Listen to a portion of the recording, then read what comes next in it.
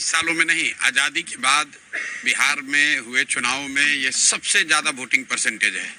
ये दो बातों को दिखाता है। पहला कि जो बात हम लोग पिछले कई महीनों से, बल्कि मैं 1-2 साल से कह रहा हूँ कि बिहार में 60% से ज़्यादा जनता बदलाव चाहती है और पिछले 25-30 साल से जो राजनीतिक विकल्प के अभाव में एक तरह से धीरे धीरे राजनीति को लेकर, चुनाव को लेकर उदासीनता बन गई थी, विकल्प नहीं था लोगों के पास।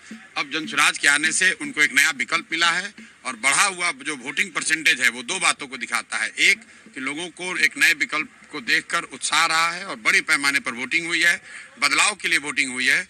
और दूसरी बात, जो बड़े प्रवासी मजदूर हैं जो बहुत बड़ी संख्या में छठ के बाद रुके हुए हैं, उन्होंने अपना और अपने परिजनों का, अपने मित्रों का जो वोट कराया है उसने सबको सरप्राइज किया है।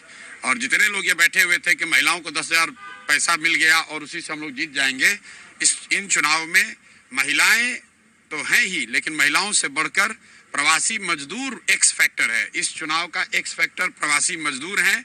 वो क्या कर रहे हैं, वो अपने दोस्तों, मित्रों, परिवार वालों से कैसे वोट करा रहे हैं, इसी से बिहार का चुनाव तय होगा। तो जनसुराज कितना कॉन्फिडेंट है अपनी जीत को लेकर के? कितनी सीट? जनसुराज बिल्कुल कॉन्फिडेंट है कि 14 तारीख को आप देखेंगे इतिहास लिखा जाएगा। बड़े बड़े पंडित कोई ये नहीं बता रहा था कि जनसुराज इस बार इतने बड़े पैमाने पर वोटिंग होगी, और ये आकलन लोग कर रहे हैं।